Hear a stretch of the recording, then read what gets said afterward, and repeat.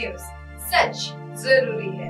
नमस्कार दर्शकों, ये है MNS न्यूज नेटवर्क और आप देख रहे हैं MNS टीवी। मैं हूं आपके साथ प्राची। आइए देखते हैं आज की कुछ खास खबरें। एक नजर डालते हैं आज की हेडलाइंस की ओर। मासूम से दरिंदगी के बाद रोटी में लपेटकर खा गए थे कलेजा। घटना सुनकर कांप उठी है लोगों की रूह। पति को हुआ शक, कुल्हाड़ी उठाई और पत्नी के कर दिए गए टुकड़े। लगातार एक महीने तक क्राइम पेट्रोल देखकर रची गई साजिश। आइए देखते हैं खबरें विस्तार से। मासूम से दरिंदगी के बाद रोटी में लपेटकर खा गए थे कलेजा। घटना सुनकर लोगों की रूह कांप गई है। अपने सुख के लिए कोई इंसान किस हद तक गिर सकता है, इसका अंदाजा कोई नहीं लगा सकता। ऐसा ही एक मामला कानपुर देहात से सामने आया है, जिसे सुनकर हर किसी की रूह कांप उठी है। मामला था मासूम बच्चे के साथ दुष्कर्म करने के बाद उसकी हत्या कर कलेजा खा जाने का। 3 साल पुराने इस मामले में शनिवार को कोर्ट ने घटना को अंजाम देने वाले सभी 4 आरोपियों को गिरफ्तार कर उन्हें उम्र कैद की सजा सुनाई है। इसके अलावा 3 पर 25-25 हजार व महिला अभियुक्त पर 20,000 रुपए का दंड भी आकारा है। यह भी बताया गया है कि जुर्म न चुकाने पर 6 माह की अतिरिक्त कार्रवाई होगी। आइए जानते हैं क्या था पूरा मामला। दरअसल यह पूरा मामला कानपुर देहात के घाटपुरी थाने के बधस गांव की है। गांव की रहने वाली एक 7 साल की मासूम बच्ची को 14 नवंबर 2020 को अगवा कर लिया गया था। उस दिन दिवाली थी। ऐसे में दिवाली मनाने के साथ ही परिवार वाले बेटी की खोज करते रहे। रात तक बेटी के बारे में कोई जानकारी नहीं मिली। अगले दिन सुबह में फिर से परिवार के लोग बेटी की खोज में लग गए। बाद में गांव में ही स्थित काली मंदिर के समीक्ष सत विशत हाल में मासूम की लाश मिली। बच्ची की लाश पर कपड़े नहीं थे और किसी धारदार हथियार से काटकर उसका कलेजा बाहर निकाला गया था। घटना की जानकारी मिलने के बाद पुलिस मौके पर पहुंची और डॉग स्क्वाड्स के साथ ही फॉरेंसिक टीम को भी बुलाया गया। वारदात स्थल से डॉग को जब छोड़ा गया तो वह सीधे जाकर पड़ोसी के घर घुस गया।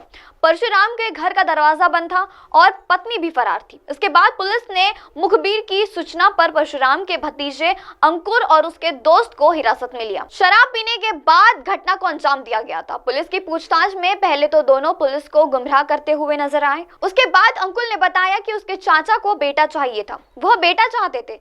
उसने कहा कि उसके चाचा ने उसे बताया कि एक किताब में उन्होंने पढ़ा था कि दिवाली की रात में यदि पत्नी पति किसी लड़की का कलेजा खाएंगे और तो उन्हें बेटी की प्राप्ति हो सकती है। इसके लिए परशुराम ने किसी लड़की का कलेजा लाने के लिए अंकुल से कहा और उससे कुछ पैसे भी दिए। चाचा की बात मानकर अंकुल ने अपने दोस्त वीरेन के साथ पहले शराब पी। उसके बाद गांव में ही रहने वाली 7 साल की मासूम बच्ची को अगवा कर लिया। उसके बाद जंगल में ले जाकर दोनों ने उसके साथ बारी बारी से दुष्कर्म किया। वह गला दबाकर उसकी हत्या कर दी। हत्या करने के बाद उसका कलेजा निकालकर दोनों ने परशुराम के पास लाकर दिया। परशुराम और उसकी पत्नी ने बेटे की चाहत में मासूम बच्ची का कलेजा रोटी में लपेट कर खाया। उसके बाद जो हिस्सा बचा गया उसे कुत्ते को खिला दिया गया। घटना के बाद सीएम योगी ने भी इस पर कड़ा रुख अपनाते हुए दोषी को तत्काल गिरफ्तार करते हुए कड़क कार्रवाई करने का निर्देशन जारी किया।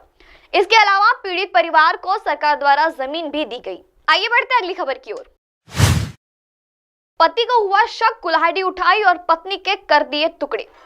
7 जन्मों की कसम खाने वाला ही जब हैवान बन जाए तो इंसान क्या करे। उत्तर प्रदेश के मोहाब से एक ऐसी दिल दहला देने वाली वारदात सामने आई है, जहां पति ने अपनी पत्नी का काल बन गया है। झगड़े के बाद पत्नी ने अपने ही पति की कुल्हाड़ी से काटकर हत्या कर दी। वारदात को अंजाम देने के बाद आरोपी पति मौके से फरार हो गया। पूरी वारदात रिवई गांव की ही है, जहां कौशल्य निवास की उसके ही पति पप्पू निवास के कुल्हाड़ी से काटकर हत्या कर दी। बताया जा रहा है कि आरोपी पति अपनी पत्नी पर शक करता था, जिसके चलते दोनों के बीच घरेलू कलह होती रहती थी। दोनों के बीच बीते 15 दिनों से विवाद चल रहा था। आसपास के लोगों को अंदाजा भी नहीं था कि विवाद इतना बढ़ जाएगा कि बात हत्या तक पहुंच जाएगी। परशु बाड़े ने दिन दहाड़े काम करने के दौरान आकर्षित पति ने पास में रखी कुल्हाड़ी से ताबड़तोड़ प्रहार करने पर पत्नी को लहूलुहान कर डाला, जिससे उसकी मौके पर मृत्यु हो गई। अभी तक यह साफ नहीं हो पाया कि पति ने अपनी ही पत्नी को किस वजह से मारा। 17 साल के बेटे ने बताई सारी कहानी। हत्या की सूचना मिलते ही पुलिस मौके पर पहुंची, जहां उसे महिला का शव मिला। पुलिस ने शव को कब्जे में लेकर जांच पड़ताल शुरू कर दी।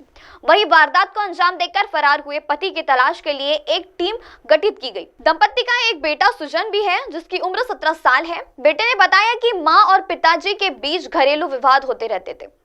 15 दिन से उनका यह विवाद बढ़ता ही जा रहा था। जिस समय आरोपी पिता ने इस वारदात को अंजाम दिया, उसका बेटा स्कूल गया हुआ था। इस हादसे के बाद बेटा और परिवार के अन्य लोग सदमे में हैं। पुलिस ने अधीक्षक सत्य ने कहा कि पति ने शक के चलते अपनी ही पत्नी को कुल्हाड़ी से काटकर हत्या कर दी। वारदात के बाद आरोपी फरार हो गया। इस पूरी घटना पर आगे की कार्रवाई पुलिस कर रही है। आइए बढ़ते अगली खबर की ओर। लगातार 1 महीने तक क्राइम पेट्रोल देखकर रची गई साजिश। सीबा हत्याकांड की पटकथा 1 महीने पहले ही लिख दी गई थी, बस उसको अंजाम शनिवार को दिया गया। दिल्ली में भेजे जाने के बाद भी जब सीमा और अतीश के बीच बातें बंद नहीं हुई तो सुफियान को परिवार की समाज में बदनामी का डर सताने लगा। गांव में भी तरह तरह की बातें बनने लगी। लाख समझाने पर भी सीबा नहीं मानी तो सुफियान के सामने उसकी हत्या की विकल्प बनाया गया।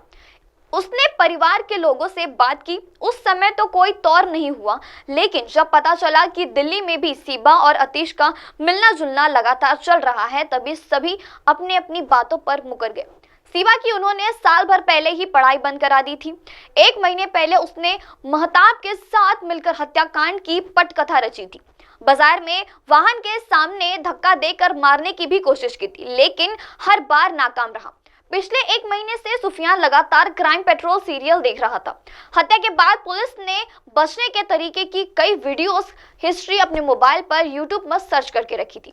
सुफियान और महताब की रोजाना मोबाइल पर घंटों बातें होती थी, जिसमें वे सियाब की हत्या के बाद पुलिस से बचने के चर्चा करते थे। क्राइम पेट्रोल का सीरियल देखकर ही उन्होंने हत्या का तरीका सीखा। वारदात के समय आरोपित ने अपने मोबाइल भी ऑटो स्टेशन पर चला रखा था, जिससे उनकी लोकेशन घटनास्थल से दूर आए। आरोपित के पास यूपी में ऑटो चलाने का परमिट नहीं था। यही वजह थी कि वह अपने ही साथी का ऑटो लाया। पुलिस ने फिलहाल दोनों भाइयों को हिरासत में लिया है। आरोपित ने पूछताछ में यदि परिवार के अन्य सदस्यों का नाम भी हत्याकांड के प्रतंत्र में समाया गया है, उसका नाम भी मुद्दे में बड़ा ही ऊपर रखा गया है। रविवार को देर शाम तक पुलिस उच्च अधिकारियों से स्थानीय पुलिस ने भी अपडेट्स लेते रहे और उसे गिरफ्तार करने में सफल हुई। अब आप हमारे न्यूज चैनल को अपने मोबाइल ऐप पर भी देख सकते हैं। मोबाइल ऐप पर देखने के लिए प्ले स्टोर से MNS news TV app download करें। इंस्टा, हाइक, ट्विटर, कुक, फेसबुक जैसे कई सोशल मीडिया प्लेटफॉर्म पर हमारा चैनल उपलब्ध है। आप इसे यूट्यूब पर भी देख सकते हैं, आप इसे यूट्यूब लाइव भी देख सकते हैं www.mnsnewstv.com पर। अब वक्त तो चला है दर्शकों ब्रेक का। ब्रेक से लौटने के बाद देखते रहिए देश और दुनिया की तमाम बड़ी खबरें। बने रहिए MNS न्यूज टीवी पर। नमस्कार।